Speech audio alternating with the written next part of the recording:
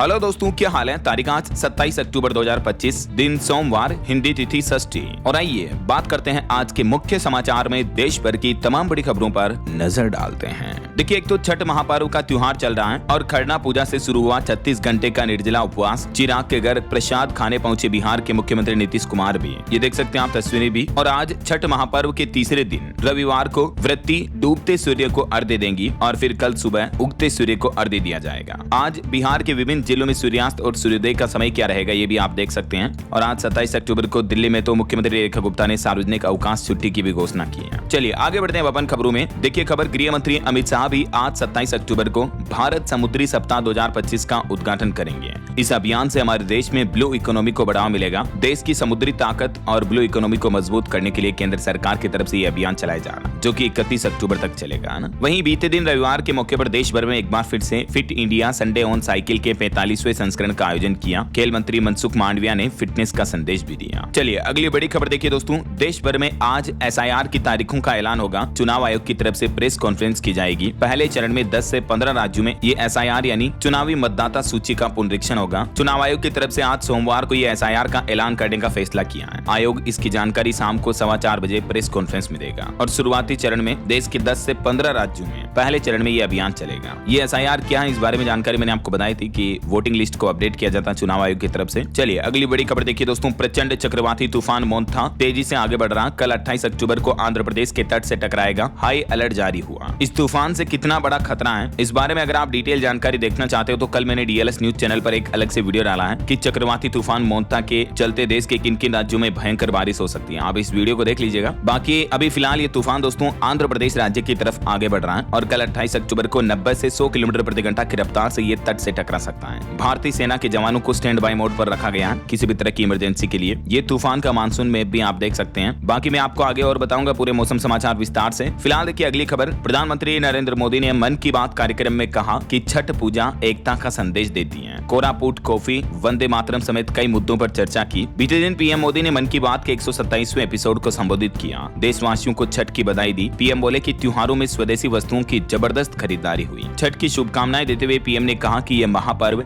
गहरी एकता का प्रतिबिंब है। और दोस्तों इस बार दिल्ली में पहली बार कोई प्रधानमंत्री छठ पर्व में शामिल होगा। जी हाँ, PM मोदी खुद वासुदेव घाट पर पूजा अर्चना करेंगे कल 28 अक्टूबर को। और ये दिल्ली में पहला मौका होगा जब कोई प्रधानमंत्री खुद छठ पूजा में शामिल होने जा रहे हैं ना। चलिए अगला अपडेट देखिए। आसियान समिट को प्रधानमंत्री नरेंद्र मोदी ने वर्चुअली संबोधित किया। इस दरमियान PM मोदी बोले कि आसियान भारत की एक्ट ईस्ट नीति का मुख्य स्तंभ है। PM मोदी ने मलेशिया में आयोजित ये 22वें आसियान शिखर सम्मेलन को वर्चुअली यहीं से संबोधित किया। PM ने कहा कि इस साल इस शिखर सम्मेलन का विषय है समावेशीपन और स्थिरता। ये विषय हमारे साझा प्रयासों में स्पष्ट रूप से दिखती हैं। PM ने कहा कि भारत मित्र देशों के साथ मजबूती से खड़ा है। हम ग्लोबल साउथ का अहम हिस्सा हैं। चलिए अगली खबर देखिए दोस्तों। उत्तराखंड से 10,000 लोगों ने देखा कैलाश पर्वत और इसे देखकर भावुक हुआ एक श्रद्धालु तो बिना तिब्बत गए भी शिव के दर्शन देखने को मिल रहे हैं। ये साल आदि कैलाश जाने वाले यात्रियों के लिए काफी सुखद रहा। भगवान शिव के प्राचीन निवास स्थल कैलाश पर्वत आने वाले 30,000 यात्रियों में 10,000 यात्री ऐसे थे जिन्हें तिब्बत में स्थित कैलाश पर्वत के दर्शन करने का सौभाग्य मिला। ये देख सकते हैं आप भी घर बैठे ही दर्शन कर लीजिए। ये साक्षात देवादिदेव महादेव का निवास स्थल है। ओम नमः शिवाय। चलिए आगे बढ़ते हैं अपन खबरों में। देखिए बड़ी खबर, झारखंड में संक्रमित खून चढ़ाने से 5 बच्चे HIV पॉजिटिव हो गए। इस मामले पर हाईकोर्ट ने रिपोर्ट मांगी। सिविल सर्जन समेत कई अधिकारियों को सस्पेंड भी किया। देखिए जरा, स्वास्थ्य विभाग की भयंकर लापरवाही का मामला सामने आया है झारखंड के चाईबासा के सदर अस्पताल में, जहां थैलेसीमिया से पीड़ित 5 बच्चे HIV पॉजिटिव हो गए क्योंकि उन्हें संक्रमित खून चढ़ा दिया गया। हॉस्पिटल स्टाफ की कितनी गंभीर और घनघोर लापरवाही है। मुख्यमंत्री हेमंत सोरेन ने सिविल सर्जन समेत संबंधित अधिकारियों को निलंबित कर दिया और पीड़ित बच्चों के परिवारों को 2-2 लाख रुपए की आर्थिक सहायता राशि देने का भी निर्देश दिया है। चलिए अगला अपडेट देखिए। सरकारी कर्मचारियों के लिए खबर आ रही कि इन कर्मचारियों पर लागू नहीं होगी ये नई ग्रेच्युटी सीमा। सरकार ने आखिरकार इस भ्रम को दूर किया। केंद्र सरकार ने ग्रेच्युटी पेमेंट यानी ग्रेच्युटी भुगतान पर स्पष्टीकरण जारी किया है और सरकार ने कहा कि 25 लाख रुपए की बढ़ी हुई ग्रेच्युटी सीमा केवल केंद्रीय सिविल सेवा नियम 2021 के तहत आने वाले सिविल सेवकों पर लागू होगी। ये सीमा सार्वजनिक क्षेत्र के उपक्रमों और अन्य संस्थानों के कर्मचारियों पर लागू नहीं होगी। सरकार ने इसी साल मई में ये ग्रेच्युटी लिमिट को बढ़ाकर 25 लाख रुपए कर दिया था, आपको पता होगा, जो कि 1 जनवरी 2024 से प्रभावी है ना। तो ये बढ़ी हुई सीमा किन किन कर्मचारियों पर लागू होगी, इसको लेकर गवर्नमेंट ने ये क्लेरिफिकेशन भी जारी किया, देख सकते हैं आप। और वही खबर आ रही कि AI यानी आर्टिफिशियल इंटेलिजेंस की मदद से हर लोन अकाउंट की मॉनिटरिंग कर रहे हैं सरकारी बैंक। समय पर पैसा न लौटाने वालों को कॉल कर रहा AI। भारतीय बैंकिंग इतिहास में पहली बार NPA 0.5% से नीचे जाने की ओर है। पंजाब नेशनल बैंक, PNB और इंडियन बैंक AI का उपयोग कर रहे हैं ताकि उनका फंसा हुआ कर्ज फिर से न बढ़े। और इंडियन बैंकिंग सेक्टर में पहली बार ये आधुनिक टेक्नोलॉजी का इंटीग्रेशन देखने को मिल रहा है। चलिए अगला अपडेट देखिए। उत्तर प्रदेश में पत्रकारों को मुख्यमंत्री योगी आदित्यनाथ ने बड़ा तोहफा दिया। सामाजिक सुरक्षा के लिए 80.31 लाख रुपए की मंजूरी मिली। पत्रकारों की सोशल सिक्योरिटी के लिए मुख्यमंत्री योगी आदित्यनाथ ने यह बजट जारी किया है और ये सहायता राशि पत्रकारों को स्वास्थ्य बीमा, दुर्घटना बीमा जैसी योजनाओं के माध्यम से प्रदान की जाएगी। सीएम योगी की यह पहल है। वहीं खबर आ रही दोस्तों, 1 नवंबर से सीमा शुल्क संबंधित 31 अधिसूचनाओं की जगह लेगी एक अधिसूचना। केंद्रीय अप्रत्यक्ष कर एवं सीमा शुल्क बोर्ड की तरफ से कारोबार की सुविधा बढ़ाने के उद्देश्य से ये निर्देश भी जारी किए गए, देख सकते हैं आप। और किसान भाई लोगों के लिए पीएम किसान सम्मान निधि योजना की 21वीं किस्त से पहले सरकार ने कहा कि जो किसान अभी भी इस योजना से जुड़े नहीं है तो पंजीकरण अवश्य करवा ले। 30 नवंबर तक वैसे हर गांव में शिविर लगाने का निर्देश भी दिया है, क्योंकि रजिस्ट्रेशन के अभाव में किस्त का पैसा आपके बैंक अकाउंट में नहीं आएगा फिर। तो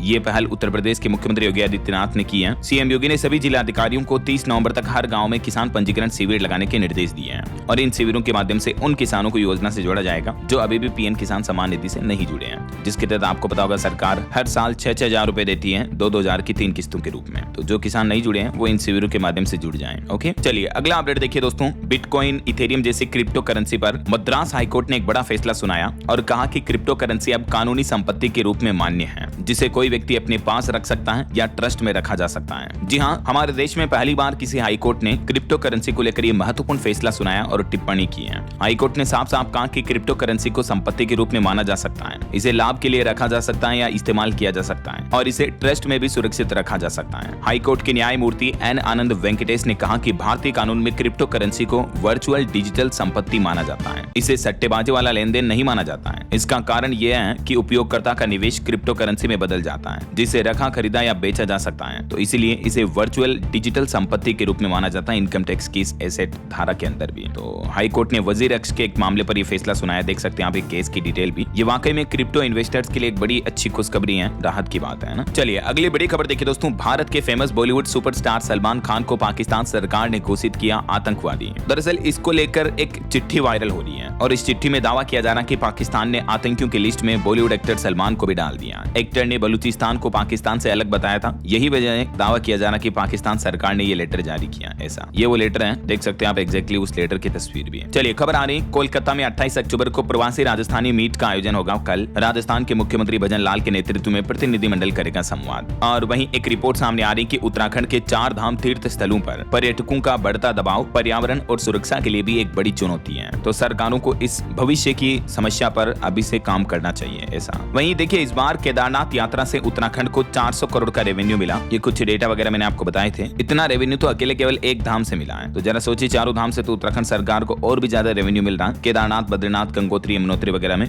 आए दिन दर्शनार्थियों की संख्या बढ़ रही है, लेकिन साइंटिफिक रिपोर्ट्स पत्रिका में यह अध्ययन में बताया गया कि 4 धाम यात्रा के इन श्रद्धालुओं की बढ़ती संख्या एक तरह का पर्यावरण के लिए भी चुनौती बनता जा रहा है और यात्रियों की तीर्थ यात्रियों की सुरक्षा को लेकर भी काफी चैलेंजिंग है ये। चलिए अगला अपडेट देखिए। भारतीय रिजर्व बैंक आरबीआई ने एक नया सर्कुलर जारी किया है, जिसके तहत अब भारतीय कंपनियों की अधिग्रहण ताकत बढ़ेगी। बैंक कंपनियों को ज्यादा कर्ज दे पाएंगे। भारतीय कंपनियों की अब घरेलू और विदेशी फर्मों में पूरी या बहुमत हिस्सेदारी खरीदने की ताकत बढ़ेगी। आरबीआई द्वारा जारी ये नई गाइडलाइंस और सर्कुलर के नए नियम जो है ये 1 अप्रैल 2026 से लागू होंगे। ये देख सकते हैं आरबीआई ने अपने दिशा निर्देश में क्या क्या ऑर्डर जारी किए हैं, जो कि इंडियन कंपनीज के लिए अच्छी बात है ना। और इकोनॉमी को लेकर एक खबर देखिए। खुलेआम भिड़े रिजर्व और स्टेट बैंक के अर्थशास्त्री, नकल करके आर्थिक रिसर्च रिपोर्ट करने का आरोप भी लगाया। आरबीआई के अर्थशास्त्री सार्थक गुलाटी ने आरोप लगाया, देख सकते हैं आप। और यूपी नोएडा एयरपोर्ट के पास 200 करोड़ में बनेगा इंटीग्रेटेड एक्वा पार्क। एक ही छत के नीचे कई सारी सुविधाएं मिलेगी। योगी सरकार ने इस प्रोजेक्ट को मंजूरी भी दे दी है। वहीं देखिए दोस्तों, उत्तर प्रदेश में जल्द ही नई बिजली दरें लागू होगी। सब्सिडी के बाद अब 3.5 रुपए प्रति यूनिट का ही करना पड़ेगा भुगतान। दरअसल Uttar Pradesh power corporation limited ने कुछ जिलों से नई बिजली दरों को तत्काल प्रभाव से लागू करने का फैसला किया, जैसे बलिया वगैरह में। और नई दरों के तहत ग्रामीण और शहरी उपभोक्ताओं के लिए अलग अलग श्रेणियों के लिए अलग अलग यूनिट रेट निर्धारित किया है, जिसमें कितने कितने प्रति यूनिट आपको अब बिजली शुल्क देना पड़ेगा, इस बारे में डिटेल भी आप देख सकते हैं। हालांकि इसके साथ ही एक रिपोर्ट ये भी सामने आ रही है कि जल्द ही प्रदेश में बिजली की दरें और भी बढ़ सकती हैं, क्योंकि इधर उपभोक्ता परिषद ने साजिश का भी आरोप लगाया और मुख्यमंत्री योगी आदित्यनाथ से भी इस मामले में दखल देने की मांग की जा रही है। चलिए अगली बड़ी खबर देखिए। हमारे देश में नवजात बच्चों की मौत पर एक चौंकाने वाली रिपोर्ट सामने आ रही रही है कि हर साल 7 लाख नवजातों की मौत होती है। भारत में जन्म के बाद भी देखभाल की कमी नवजातों की मौत के पीछे एक बड़ी चुनौती बनी हुई है। विश्व रैंक ने भारत के लिए चिंता भी बढ़ाई है, क्योंकि भारत में इतनी अच्छी मेडिकल व्यवस्थाएं होने के बावजूद भी हर साल लगभग 7 लाख शिशु जन्म के बाद उचित देखभाल न होने की वजह से मारे जाते हैं। देखिए जरा आप, तो कहीं ना कहीं सरकार को इन डेटा पर ध्यान देना चाहिए और इनमें सुधार करना चाहिए, राइट। चलिए अगली खबर देखिए। हिमाचल पुलिस कांस्टेबल पदोन्नति परीक्षा के दौरान क्रैश हुआ सर्वर, 8 साल बाद आयोजित टेस्ट भी स्थगित हो गया। ये देखिए जरा हालत। 4400 जवान पहुंचे थे सेंटर, लेकिन हिमाचल प्रदेश में पुलिस कांस्टेबल की B1 पदोन्नति परीक्षा का सर्वर क्रैश होने के कारण एग्जाम को ही पोस्टपोन करना पड़ा। ये गवर्नमेंट चीजों के सर्वर जो वाकई में हमारे देश में काफी ढीले हैं, ये एक कड़वी सच्चाई है। सरकारों को इन पर भी सुधार करना चाहिए। आए दिन हर किसी सरकारी योजनाओं की वेबसाइटें बंद हो जाती हैं। कल ही मैंने आपको एक खबर बताई थी, रेलवे टिकट बुकिंग वेबसाइट और मोबाइल ऐप भी डाउन हो गए। छठ पर्व के मौके पर हजारों यात्री परेशान हुए हैं ना। और एक बड़ी सड़क दुर्घटना देखिए दोस्तों, एक इंजीनियर ने कार से 8 लोगों को रौंदा, जिनमें से 5 की तो मौत भी हो गई। उत्तर प्रदेश के आगरा का ये मामला है। एक डिलीवरी बॉय को टक्कर मारी पहले तो, और फिर भागने लगा वो, तो 4 लोगों को और मार दिया।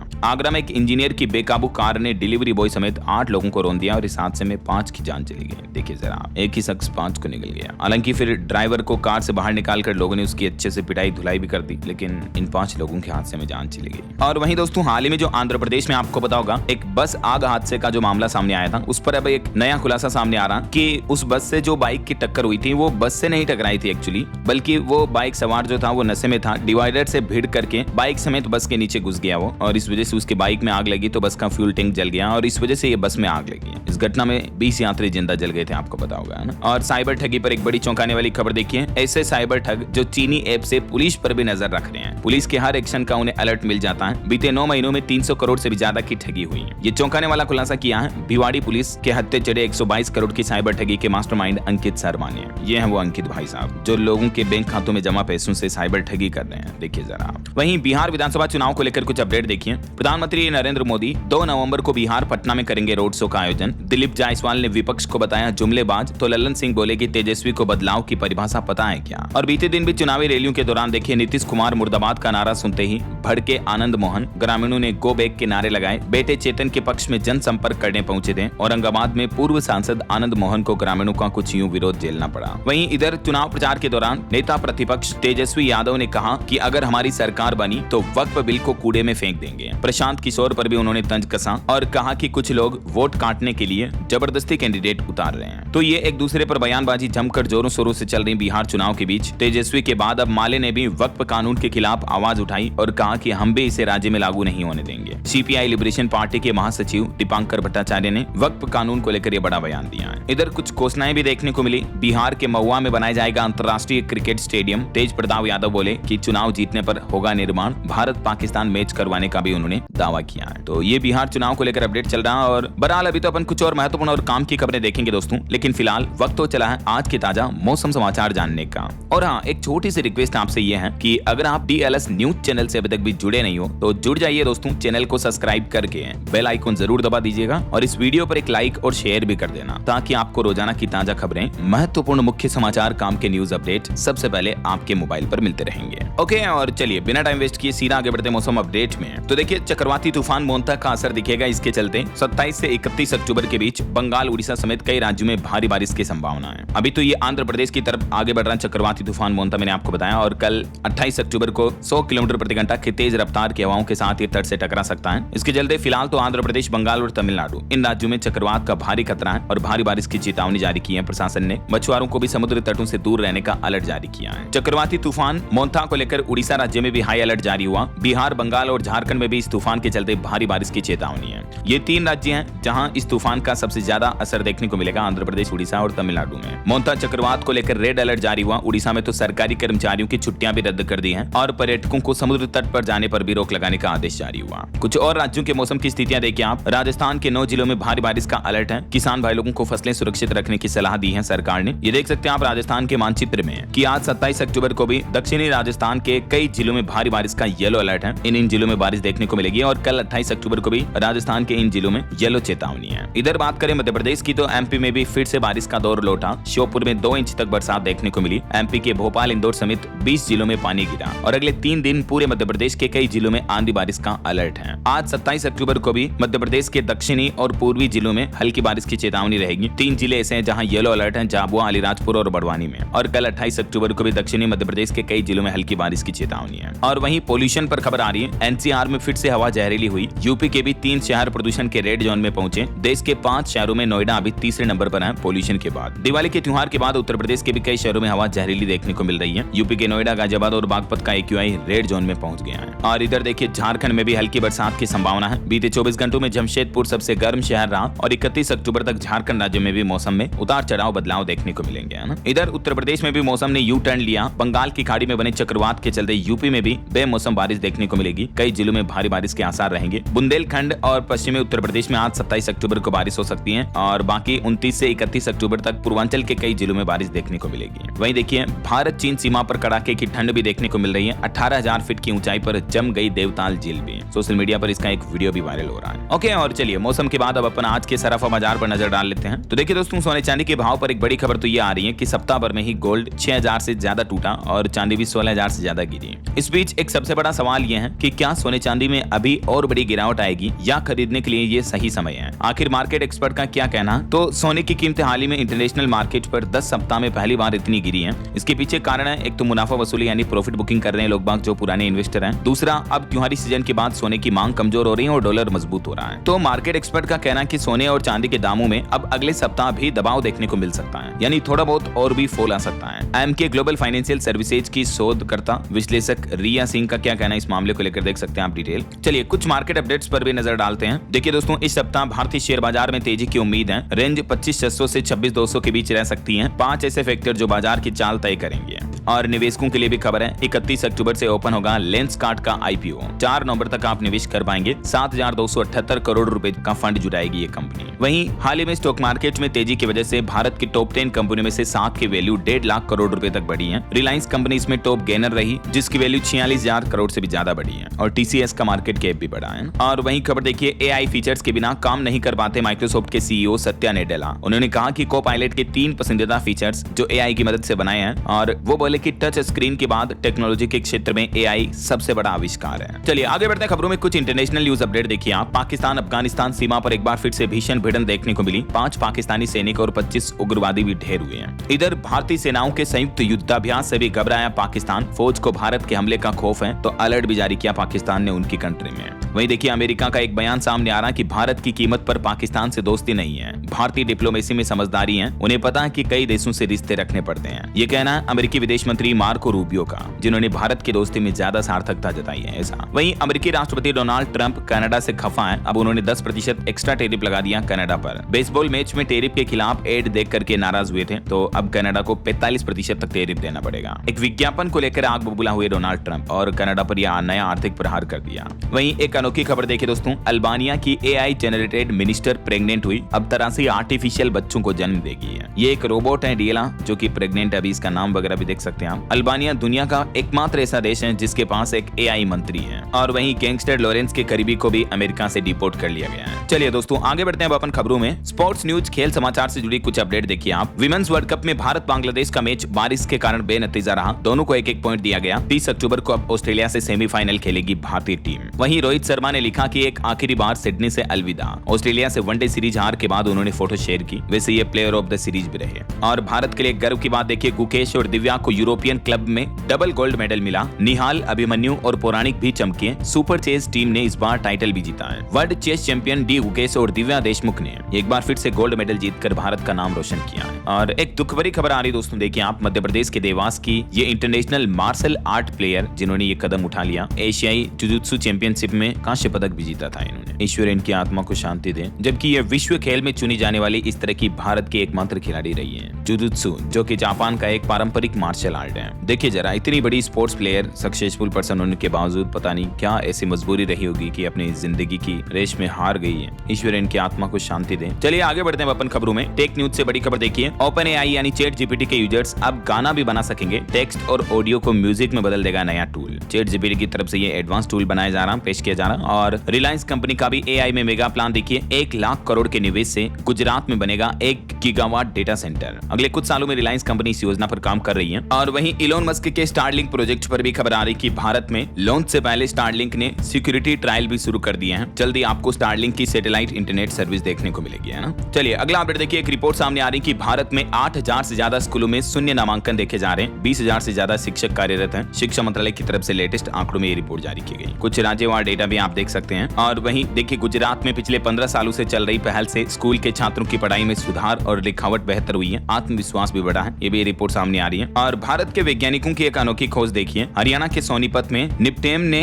बाजरे से बनाया ये अनोखा चावल जिसे शुगर मरीज भी खा सकेंगे। नूडल्स की तरह 5 मिनट में इस चावल से खीर भी तैयार हो जाएगी। इंस्टेंट मल्टीग्रेन कंपोसाइट खीर प्रीमिक्स के नाम से निपटेम ने प्रोडक्ट भी जारी किया है। और खबर देखिए, एविएशन सेक्टर में उड़ीसा सरकार ने बी मान योजना भी शुरू की। 14,182 करोड़ रुपए की लागत वाली इस योजना को उड़ीसा के मुख्यमंत्री मोहन चरण ने मंजूरी दे दी है, राज्य को पूर्वी भारत का विमानन हब बनाने के मकसद से। इससे रोजगार के नए अवसर पैदा होंगे और विशेषकर लड़कियों के लिए पायलट और तकनीकी प्रशिक्षण का इंतजाम किया जाएगा। वहीं खबर देखिए, अमेरिका से रिपोर्ट हुई हरियाणा के 50 और लोग जो डंकी रूट से गए थे विदेश में, बेड़ियों से बांधकर इन्हें दिल्ली लाया गया। चलिए खबर आ रही, महाराष्ट्र में औरंगाबाद रेलवे स्टेशन का नाम बदलकर अब छत्रपति संभाजीनगर रेलवे स्टेशन कर दिया। दक्षिण मध्य रेलवे की तरफ से ये ऐलान किया गया। वहीं भारतीय अंतरिक्ष एजेंसी इसरो का प्लान है, नौसेना के लिए इसरो 2 नवंबर को ये नया सैटेलाइट लॉन्च करेगा, CMS-03 सैटेलाइट। इस उपग्रह से नौसेना की युद्धक क्षमता भी बढ़ेगी। और एक बड़ी चिंताजनक रिपोर्ट सामने आ रही दोस्तों की भारत की नदियों से गायब हो रहे हैं ताजे पानी के विशाल जीव, प्राकृतिक संपदा भी खतरे में है। वहीं देखिए, ब्रिटेन ने भारत की ई-कोर्ट्स परियोजना में भी दिखाई दिलचस्पी। अगले सप्ताह दिल्ली में इसको लेकर बैठक होगी। 6 नवंबर को दिल्ली में ये ब्रिटिश प्रतिनिधिमंडल पहुंचेगा। और देखिए, उत्तर भारत में भी खराब AQI को लेकर कांग्रेस ने चिंता जताई, कहा कि वायु प्रदूषण अब दिमाग और शरीर पर सीधा हमला कर रहा है। वहीं खबर है, अंडमान में पर्यटन को नई उड़ान मिलेगी। भारत के सक्रिय ज्वालामुखी तक सिंधु जहाज की पहली ऐतिहासिक यात्रा भी देखने को मिली है, जिससे पर्यटन को बढ़ावा मिलेगा। और खबर देखिए दोस्तों, राजस्थान के अजमेर के पुष्कर मेले में 1 करोड़ की नगीना घोड़ी की चर्चा काफी देखने को मिल रही है। कई लोग इसे देखने पहुंच रहे हैं। ये जो घोड़ी आप देख पा रहे पशु मेले में काफी आकर्षण का केंद्र बनी। इसकी कीमत 1 करोड़ तक लगाई गई।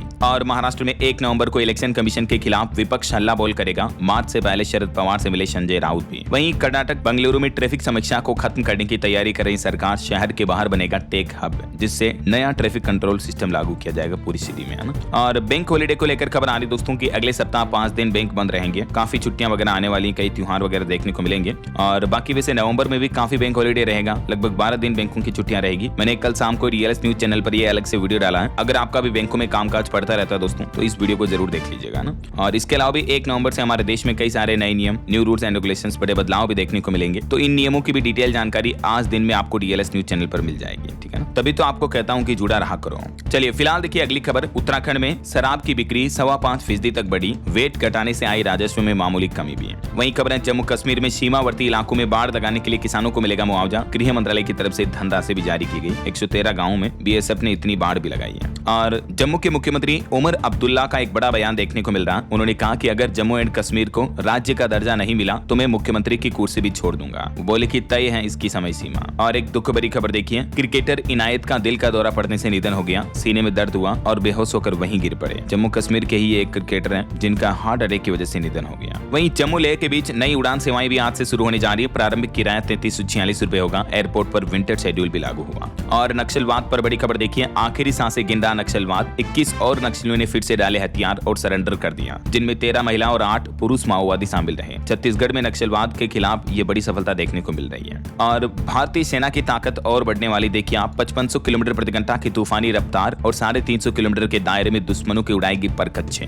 IAF यानी इंडियन एयरफोर्स को मिलने जा रहा ब्रह्मास्त्र। DRDO की एस्ट्रा MK3 गांडीव मिसाइल 2028 से ही उत्पादन में आएगी और ये मिसाइल इतनी पावरफुल है कि दुश्मन थर थर कांपेंगे। इसके अलावा भी देखिए भारत ने बना दिया एक और मॉडर्न यमराज भी। 1100 किलोमीटर अंदर तक आसमान से बरसेगी मौत, भागा भागा फिरेगा पाकिस्तान का तो हर एक जवान भी। जी हाँ, भारत ने रक्षा प्रौद्योगिकी के क्षेत्र में ये एक और ऐतिहासिक छलांग लगाई है और रक्षा अधिग्रहण परिषद ने इस नए प्रोजेक्ट को मंजूरी दे दी है, जिससे भी इंडियन आर्मी की ताकत और बढ़ेगी, देख सकते हैं आप। चलिए अगला अपडेट देखिए, एक खबर आ रही कि बस एक क्लिक और शिकायत खत्म। बीमा पॉलिसी धारकों के लिए बड़े काम का बन चुका है भरोसा पोर्टल। अगर आपको भी इंश्योरेंस क्लेम में देरी करती हैं कंपनियां, या रिफंड नहीं आया या पॉलिसी बदलाव में कुछ दिक्कत हुई है, तो तुरंत आप भरोसा पोर्टल पर मदद ले सकते हैं। हैं। हाल ही में इरडा की तरफ से इस पोर्टल पर कई सारी नई फैसिलिटी भी शुरू की है ना। बीमा भरोसा पोर्टल पर शिकायत कैसे कर सकते हैं आप, इसके कुछ स्टेप्स भी देख सकते हैं। चलिए खबर देखिए, बिना ट्रैफिक के 40 मिनट में पहुंच जाएंगे लखनऊ से कानपुर। दिसंबर से शुरू होगा ये नया एक्सप्रेसवे भी। इस रूट पर नया 63 किलोमीटर लंबा एक्सप्रेसवे बन रहा। और वहीं खबर है, हुगली नदी पर भी बनेगा नया ब्रिज। यूपी से कोलकाता में मिलेगी सीधी एंट्री इसके जरिए। जल्दी तैयार होने वाला 4 लेन का यह नया एक्सप्रेसवे भी 2028 तक तैयार होने का अनुमान है। चलिए खबर आ रही है, पंजाब में मुख्यमंत्री भगवंत मान ने बदल दिया शिक्षा का ढांचा। प्राइवेट स्कूलों को टक्कर दे रहे सरकारी शिक्षण संस्थान। पंजाब सरकार के स्कूल ऑफ एमिनेंस पहल की अच्छी सक्रियता देखने को मिल रही है। वहीं खबर है, यूपी अयोध्या में इन 40 माध्यमिक स्कूलों की मान्यता रद्द हो सकती है। छात्रवृत्ति को लेकर कुछ बड़ी लापरवाही देखने को मिली है स्कूलों में। सरकार ने नोटिस भी जारी किया। और खबर है, एनसीआर में घर चाहने वालों के लिए खुशखबरी। यूपी गाजियाबाद के राजनगर एक्सटेंशन में आवासीय भूखंडों की नई योजना भी लॉन्च की गाजियाबाद विकास प्राधिकरण ने। और वहीं देखिए बड़ी खबर दोस्तों, 15 नवंबर तक कुछ भी करके पूरा करना होगा नोएडा इंटरनेशनल एयरपोर्ट का निर्माण। उत्तर प्रदेश के मुख्यमंत्री योगी आदित्यनाथ ने इसके लिए डेडलाइन भी तय कर दी है और अधिकारियों को इस बारे में सख्त निर्देश भी जारी किए हैं। और खबर देखिए, यूपी के गोरखपुर जिले में आवारा कुत्तों के लिए नगर निगम बनाएगा आश्रय स्थल। जल्द ही शहर के बाहरी इलाके में उपलब्ध होगी भूमि भी। देश की राजधानी दिल्ली को प्रदूषण मुक्त करने के लिए 48 प्रपोजल मिले। अब डीपीसीसी ने इनोवेशन चैलेंज के लिए आखिरी तारीख भी बढ़ा दी है और आवेदन की अंतिम तारीख बढ़ाकर 15 नवंबर कर दी है। इस चैलेंज में हिस्सा लेने के लिए आप माई गवर्नमेंट पोर्टल पर जाकर के एक्टिव कैंपेन में एक्टिव टास्क में देख सकते हैं। ठीक है, 50 लाख रुपए तक के इसमें पुरस्कार भी रखे गए हैं और भी ज्यादा डिटेल आपको इस पोर्टल पर देखने को मिल जाएगी। चलिए आगे बढ़ते हैं, कुछ और स्टेट न्यूज अपडेट देखिए फटाफट से। देखिए दोस्तों, प्राइवेट स्कूलों में पढ़ने वाली छात्राओं को भी मिलेगा छात्रवृत्ति का फायदा। लाडो प्रोत्साहन योजना का दायरा बढ़ाने जा रही राजस्थान गवर्नमेंट। 1.5 लाख रुपए तक की मिलेगी किस्तें। राजस्थान राज्य में सरकार बालिकाओं की शिक्षा और सशक्तिकरण की दिशा में ये बड़ा समावेशी कदम उठाए हैं। और अब लाडो लक्ष्मी योजना का लाभ केवल गवर्नमेंट स्कूल की स्टूडेंट्स को ही नहीं, लड़कियों को ही नहीं, बल्कि प्राइवेट स्कूल की छात्राओं को भी देने के लिए प्लान कर रही है। इस योजना के तहत 7 चरण में अलग अलग धनराशि दी जाती है जब लड़कियां अलग अलग क्लास में पढ़ाई करती हैं। तो देख सकते हैं आप इस बारे में डिटेल भी। बाकी राजस्थान सरकार के इस लाडो प्रोत्साहन योजना के पोर्टल पर आपको ज्यादा जानकारी मिल जाएगी। ठीक है ना। चलिए खबर है, मध्य प्रदेश के विदिशा में सांसद खेल महोत्सव का आयोजन 30 अक्टूबर को होगा। और वहीं एमपी हाईकोर्ट का एक बड़ा फैसला देखिए। कोर्ट ने भाई बहन के संपत्ति विवाद में ये अहम फैसला सुनाया और कहा कि रजिस्ट्री पर केवल सहमति देने वाला विक्रेता नहीं माना जा सकता है। इससे उनके अधिकार खत्म नहीं होते हैं। एमपी ग्वालियर हाईकोर्ट की एकल पीठ ने भाई बहन संपत्ति विवाद मामले पर यह अहम फैसला सुनाया। इस केस से जुड़ी कुछ डिटेल जानकारी भी आप देख सकते हैं स्क्रीन पर। जिला न्यायालय की भी सुनवाई हुई और उसके बाद हाईकोर्ट ने ये फाइनल जजमेंट दिया। चलिए खबर आ रही, छत्तीसगढ़ में भी छठ पर्व के मौके पर बारिश की आशंका है। बंगाल की खाड़ी में बना सिस्टम, बिजली गिरने की भी चेतावनी। रायपुर में भी बादल छाए रहेंगे। और बड़ी खबर देखिए, पंजाब में 112 दवाओं की बिक्री पर रोक लगा दी है। ये दवाएं मानकों पर खरा नहीं उतरी, उसके बाद सीडीएससीओ ने बैन लगाया। स्वास्थ्य मंत्री ने आदेश भी जारी किया। ये वो कुछ प्रतिबंधित की हुई दवाइयों की कुछ प्रमुख लिस्ट भी आप देख सकते हैं। वहीं पंजाब चंडीगढ़ में अब सिंगल विंडो पोर्टल पर होगी शिकायतें। घर में इंटरनल पार्टीशन वॉयलेशन नहीं होगा। वेंडर्स का बनेगा आईडी कार्ड। क्रोफेड की बैठक में कई अहम फैसले भी लिए गए और चंडीगढ़ एयरपोर्ट का विंटर शेड्यूल भी जारी हो चुका है। वहीं चंडीगढ़ कार्निवल इस बार 14 नवंबर से शुरू होगा। ओके, और चलिए कुछ एजुकेशनल अपडेट्स देखते हैं फटाफट से। देखिए दोस्तों, इस सप्ताह रेलवे में 6914 वैकेंसी निकली है। बिहार एसएससी में भी 14921 पद खाली है। 27000 से भी ज्यादा नौकरियां चल रही हैं इस सप्ताह। तो कुछ टॉप जॉब्स के बारे में डिटेल आपको बता देता हूं। सबसे पहले बात करें बिहार एसएससी की, तो 14921 पदों पर भर्ती चल रही है, जिसकी लास्ट डेट है 24 नवंबर। इसके अलावा आरआरबी एनटीपीसी में 5810 पदों पर वैकेंसी चल रही है। लास्ट डेट है 20 नवंबर। और तमिलनाडु शिक्षक भर्ती बोर्ड में भी 2708 पदों पर भर्ती चल रही है। लास्ट डेट है 10 नवंबर। ओएनजीसी में 2623 पदों पर भर्ती निकली हुई है। लास्ट डेट है 6 नवंबर। रेलवे में भी अप्रेंटिस की 1104 पदों पर भर्ती निकली हुई है। लास्ट डेट है 15 नवंबर। ठीक है, तो ये कुछ टॉप गवर्नमेंट जॉब्स रही इस सप्ताह की। वहीं खबर है, एसबीआई भी अगले 5 महीनों में 3500 अधिकारियों की नियुक्ति करेगा। जून में भी 505 पीओ पदों पर हुई थी भर्ती। ओके, और चलिए दोस्तों अंत में आज के राशिफल पर नजर डाल लेते हैं। तो देखिए, मेष और वृष राशि वालों की प्रॉपर्टी के मामले सुलझ सकते हैं और मकर राशि वालों के भी रुके काम पूरे होने के योग हैं। और भी कुछ अलग अलग राशियों का राशिफल आप देख सकते हैं स्क्रीन पर। और हाँ दोस्तों, आप मुझे कमेंट करके बताइए कि अभी हमारे देश में कितनी उम्र के बड़े बच्चों का आधार कार्ड में बायोमेट्रिक अपडेट करवाना जरूरी है। उदय के नियम के मुताबिक कमेंट करके बताइए। सही जवाब देने वाले लोगों को रैंडमली सेलेक्ट होने पर डीएलएस न्यूज टीम की तरफ से शानदार सरप्राइज गिफ्ट जीतने का मौका मिलेगा। और इसी के साथ ही अगर आपको वीडियो अच्छा लगा तो इसे लाइक करना, शेयर भी करना, डीएलएस न्यूज चैनल को सब्सक्राइब करके बेल आइकन जरूर दबा देना रोजाना ऐसी इन्फॉर्मेटिव जानकारियां, महत्वपूर्ण समाचार देखते रहने के लिए। ओके, ख्याल रखिएगा अपने आप का, अपने परिवार का। मिलेंगे अगले नेक्स्ट अपडेट में, तब तक के लिए जय हिंद, जय भारत, वंदे मातरम।